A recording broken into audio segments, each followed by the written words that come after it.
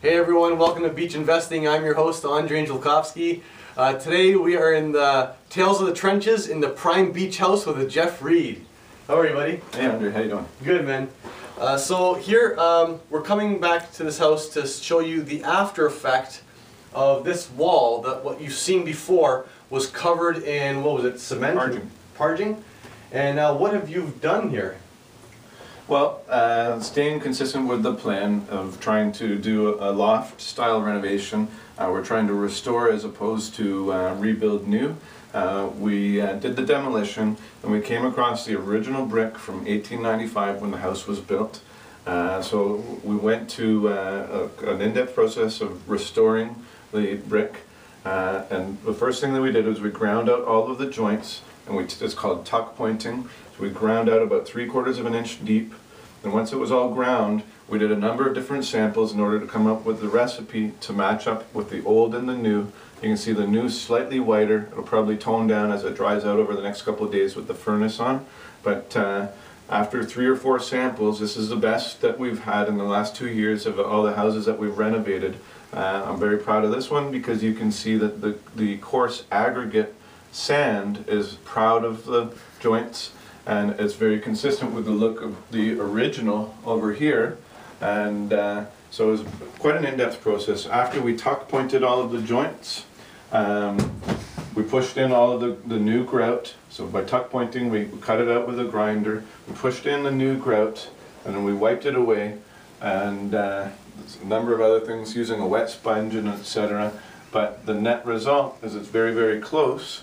The last step that we did that you haven't seen is that we hired a contractor to come in and power wash it with the silica sand mixed in with the water for power washing. So, and that's another reason why some of the aggregate is proud of the mortar mix. Okay, so the result is it brightens up the wall and it restores the original color of the brick back to 1895. So you can see that we're sort of merging towards the loft style, very industrial look here, and we're pretty happy with the product. Again, I think in the last video I showed you that we added, back in the 20s they added a couple of courses of brick here. We had about 6'3" ceilings, and they added about another 12 or 14 inches of brick in order to get very close to 8-foot ceilings here. Okay, so I think it looks pretty good. It looks great. And is this the finished product, or you're going to still do some finishing touches to it? If we were to leave this the way it was, then you'd be able to see over time that it would get dust on the floor. So what we do is we insulate from outside, we leave this exposed, we'll probably put stucco or styrofoam on the outside so that it's still nice and warm in here and dry, and then we'll put a clear urethane finish over the entire wall, and I usually go with a latex so that the walls breathe, and that if any moisture does get into the wall system, it'll just go through the latex as opposed to the oil base, which will stop water and create a condensate point, which we don't want. Okay, so what I also wanted to mention is some people are thinking, you know, Jeff, you're in the prime beach here. Why in the world would you not finish your walls or finish your floors or finish your ceilings? You know, this is very unusual for some people. And one example, the way I want to answer this is, we took out a young couple in their high 20s, low 30s, and we went about 6 houses up the street in the Prime Beach, and we saw a $1.2 million house that was finished. How would you categorize how it was finished? The detail work was a little bit traditional, a little bit more traditional than a contemporary. There was detailed trim, lots and lots of drywall. It's a new house. So builder finishes, right? Builder finishes, but a little bit more on the traditional side, yeah. Okay, so when this young couple walked into that house, they said, I can see my parents living here.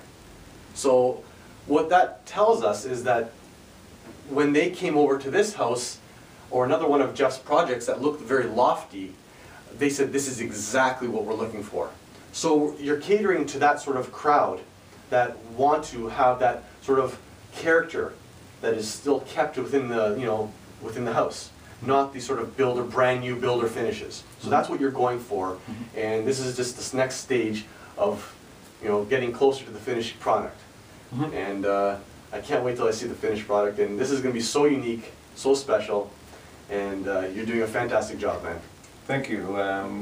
Our students are really interested in leaving this, and they're actually talking about trying to influence me to leave the ceiling as well. So Yeah. it's it'll be interesting. So tonight after this, you're having a mentor group, your class for all the students here?